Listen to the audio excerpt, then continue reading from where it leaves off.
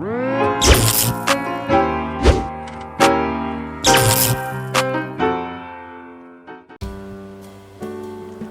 yang kalian ingat pertama kali pas bangun tidur? Atau apa yang kalian lakuin setelah bangun tidur? Well, menurut riset Lembaga Data Internasional sih, sekitar 80% pengguna smartphone ngecek ponsel mereka 15 menit setelah bangun. Terus, kalau memulai hari aja udah sibuk sama gadget, gimana tuh kelanjutan aktivitas selanjutnya? Dan ngaruh gak sih ke aspek kehidupan yang lain? Kelihatan jelas banget kan, orang dengan frekuensi penggunaan gadget yang rendah lebih produktif dibandingkan dengan orang yang sering menggunakan gadget. Tapi di sini dalam artian penggunaan gadget untuk hal yang kurang baik ya. Contohnya scrolling sosial media sampai berjam-jam, main game atau nonton video di YouTube sampai lupa waktu, dan bikin gak ada waktu buat ngelakuin kegiatan positif lain kayak baca buku, olahraga, bersosialisasi di dunia nyata, dan lain-lain. Dan mungkin sebagian pengguna media digital belum menyadari kalau mereka udah kecanduan, atau bahkan yang lebih parah lagi, udah dikontrol oleh media digital itu sendiri. Sama seperti pecandu narkotika atau rokok, orang yang sudah ketergantungan terhadap gadget akan merasa resah kalau mereka gak megang atau gak mainin gadget mereka. Dan coba deh tanya sama diri sendiri, apakah kita bakal ngerasa cemas atau resah atau gelisah kalau HP kita lagi gak ada sama kita? Misalkan kita tinggalin untuk 5 menit atau 10 menit. Apakah pikiran kita tertuju pada HP kita itu? Mikirin, aduh ada notifikasi gak ya? Aduh jangan-jangan ada telepon masuk dan sebagainya. Nah, kalau udah masuk ke tahap kayak gitu, mungkin kita udah kecanduan gadget. Berbagai konten yang ada dalam contohnya smartphone memang dirancang seadiktif mungkin, sehingga akan memberikan kepuasan kepada pemakainya dan terus-menerus mengkonsumsinya. Tapi sayangnya, banyak sekali dampak negatif dari penggunaan gadget yang berlebihan. Contohnya, berkurangnya tingkat produktivitas.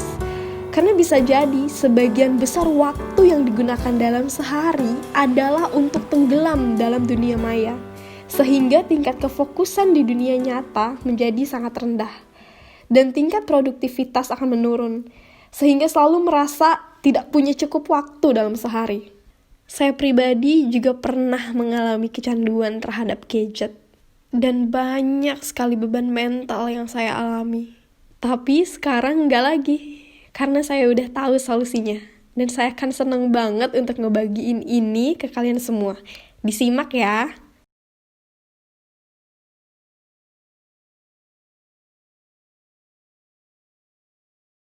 Digital minimalism adalah cara bijaksana untuk berhubungan dengan media digital. Sebuah gaya hidup untuk menggunakan teknologi hanya sesuai kebutuhan dan seefisien mungkin.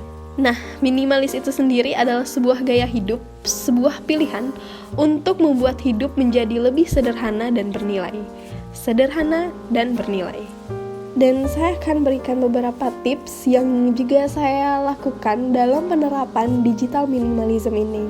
Nah, digital minimalism bisa juga berarti adalah sebuah pilihan untuk menyederhanakan penggunaan media digital dan membuatnya menjadi bernilai. Karena pasti seru banget untuk dibahas dan bisa dibaca juga sama yang lain. Yang pertama, tentukan aplikasi apa aja yang dibutuhkan. Misalnya untuk belajar, butuh aplikasi yang bisa menunjang belajar. Nah, dengan begitu, kita hanya akan fokus kepada hal yang memang menjadi prioritas kita.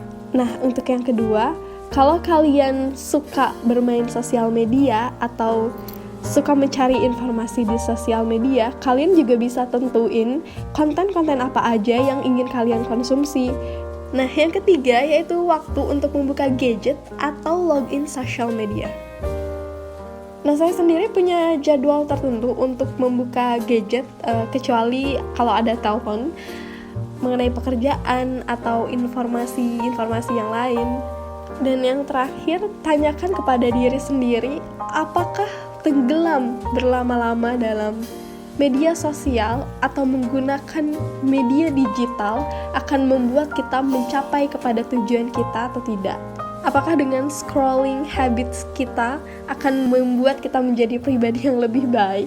Apakah waktu yang kita habiskan untuk melihat postingan-postingan orang lain di media sosial tanpa tujuan yang jelas akan membuat kita menjadi versi terbaik dari diri kita, akan menghantar kita kepada suatu tujuan yang lebih baik atau tidak?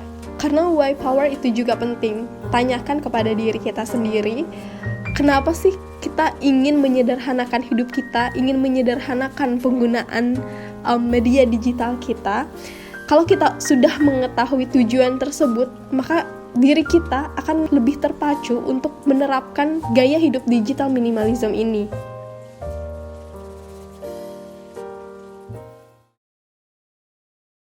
Namun sayang, mungkin tanpa kita sadari, kita sudah lama tidak terhubung dengan orang-orang terdekat, orang-orang yang ada di dunia nyata, orang-orang yang wajahnya bisa kita tatap.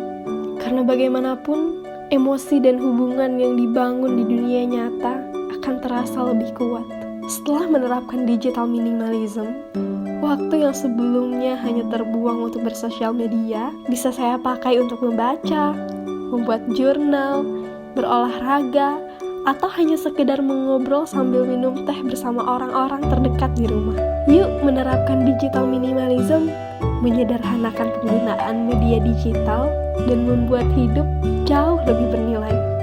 Dan terima kasih banyak buat kalian yang udah meluangkan waktu untuk menonton video ini. Kalian bisa memberikan dukungan kepada channel ini dengan cara mengklik tombol subscribe dan juga aktifkan notifikasinya biar kalian gak ketinggalan video-video selanjutnya. Juga boleh di-like kalau kalian suka video ini. Dan kalau mau sharing tentang pengalaman kalian bermedia sosial atau udah menerapkan digital minimalism, bisa juga diceritain di kolom komentar. Oke, sekian untuk video kali ini. Terima kasih dan sampai jumpa di video selanjutnya. Dah.